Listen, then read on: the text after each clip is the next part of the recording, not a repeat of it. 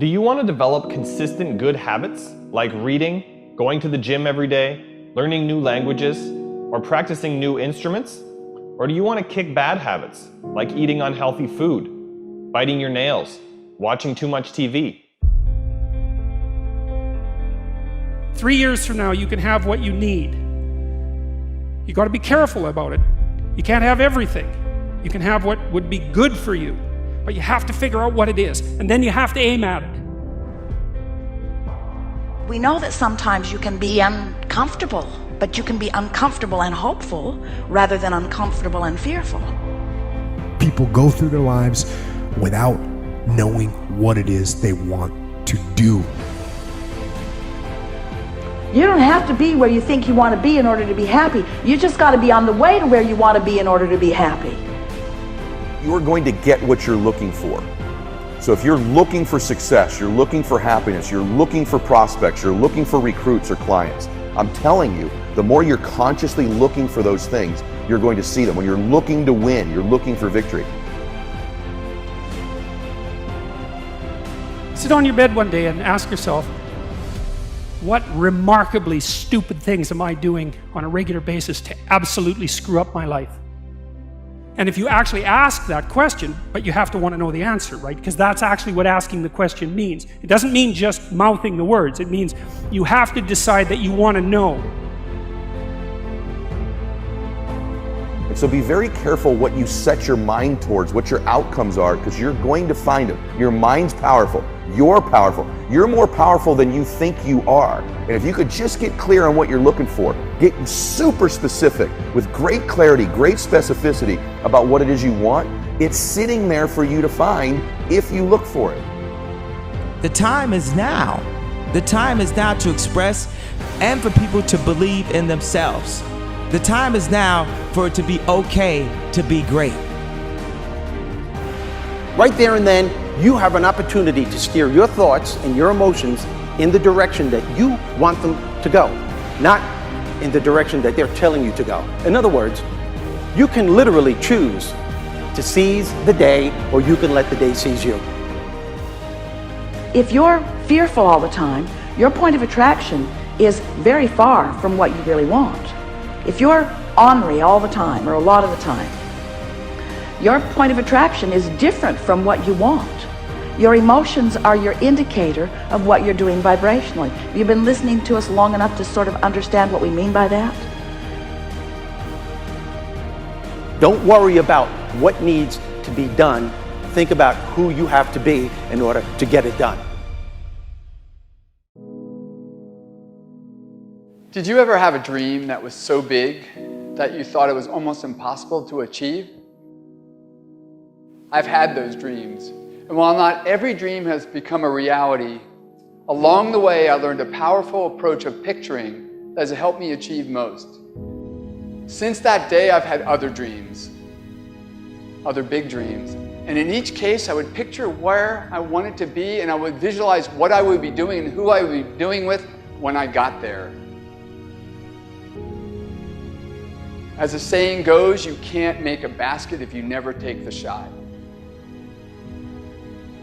I knew I would miss the shot sometimes, and the failure would dampen my spirit, but I would be better off for my efforts and I would be okay. People are addicted to all kinds of things, substances, but one of the greatest addictions, or rather the greatest addiction, you never read about it in the papers, because the people who are addicted to it don't know it. It's the addiction to thinking. It's actually addictive. Can't stop thinking. It's like can't stop drinking, can't stop smoking, can't stop eating, can't stop thinking. You have the option of taking it hard or taking it easy, of making the worst of it or making the best of it, of giving it your undivided attention, of giving it very little of your attention. You have more control over your focus than most of you have been exercising. And when you begin caring about how you feel more than everything else put together, so that you exercise your ability to focus upon things that do feel good, you begin to discover that in every particle of the universe there is that which is wanted and lack of it. My visualization has helped me achieve most of my goals. And what I learned along the way is it didn't take twice as much effort. It only took an extra 10%. When we fail, life continues as it is. We can stay in our comfort zone. Success, on the other hand, challenges us. It pushes us and it exposes us to rejection. How are we going to manage this new success? If you're not happy, you're not successful. If you're not enjoying yourself during the process of whatever it is you're trying to achieve, there's a problem. To me, the biggest disease on this planet is unhappiness. And the reason why people are unhappy is because we have a tendency to keep focusing, as I said, on what we don't have and what's not working in our lives, instead of allowing ourselves to shift our focus and our way of thinking. People always want to be like, follow your dreams, follow your dreams, follow your dreams. My dream was always to be a rap artist, right? But I had to get a job. So I had to focus on my job. And then I made money to follow my dream. One of the main reasons that people don't get what they want is because they don't actually figure out what it is. And the probability that you're going to get what would be good for you, let's say, which would even be better than what you want, right? Because, you might be wrong about what you want easily. But maybe you could get what would really be good for you. You have the freedom to think anything you want. You were born extremely confident. You came into this world knowing how wonderful you are. So choose new thoughts to think about yourself, and choose new words to tell yourself how magnificent you are, and that you deserve all the good that life has to offer. First thing in the morning and last thing in the evening, I want you to look into your eyes and say, I love you. I really love you.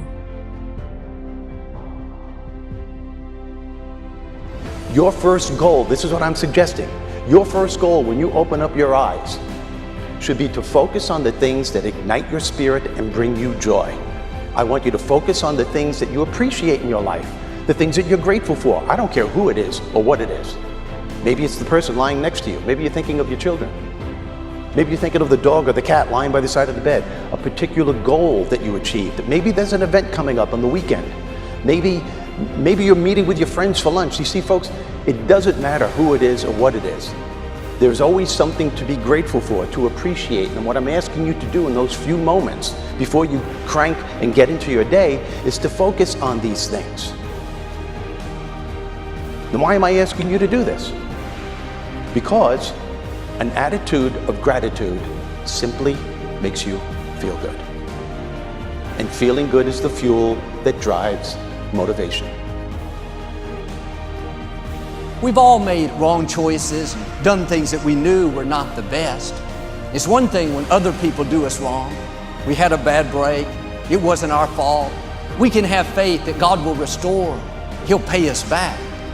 But when we bring the trouble on ourselves, when we blow it, it's easy to live in regrets, thinking that God's not going to help us. We made the mess. But here's the beauty. God knew you would mess up before He called you. He knew we would get off course, at times give in to temptation. He didn't base His plan for your life on you making perfect decisions.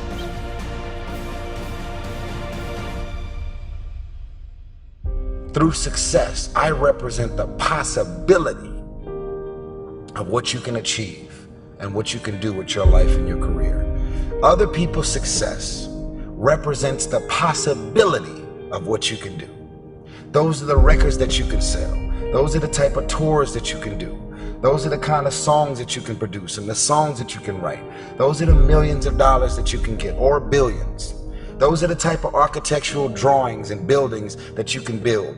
Those are the type of books that you can sell. Everybody else's success represents the possibility of what you could do.